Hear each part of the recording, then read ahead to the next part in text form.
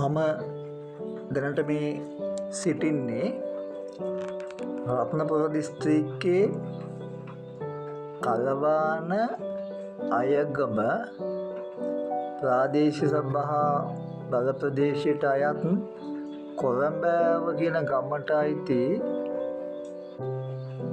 කොටසක. මේ කම්බිපාලම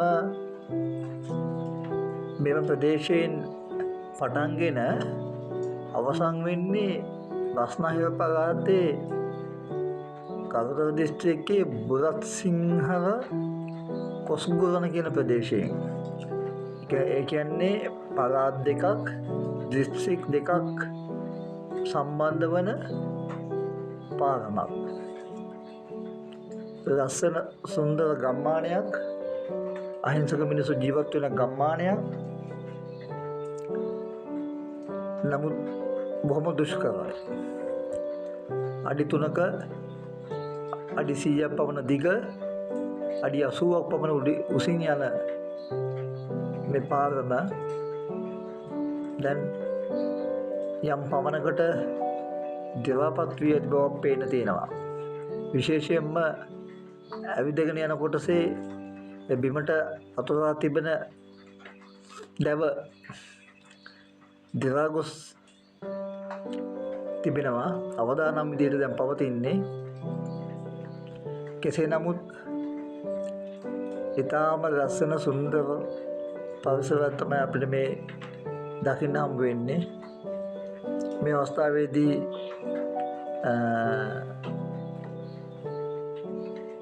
බුලත් සිංහල ප්‍රදේශයට අයත් ගම්මානයක මහත්වරු දෙනෙක් මෙතනදී අපිට මුණ ගැහෙනවා. අපේ දිස්ත්‍රික්ක දෙක අතර සම්බන්ධතාවය මේ දිස්ත්‍රික්කයෙන් හිටියට බොහෝ වැඩ කටයුතු සඳහා ගඟේ ගොඩ වී ඒ දිස්ත්‍රික්කයට යනවා. මෙතනදී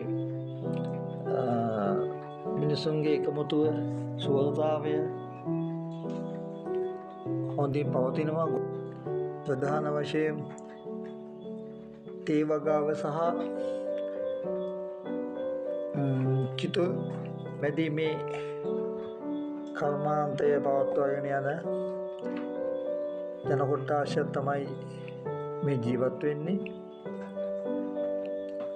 කුකුරේ ගඟ ඉදි වූ ජලාශයෙන් පිටවන ජලය ගලාගෙන ඉන්නේ මෙම ඇලමතින්. අධික වර්ෂා සහිත දිනවල විශාල ජල කඳක්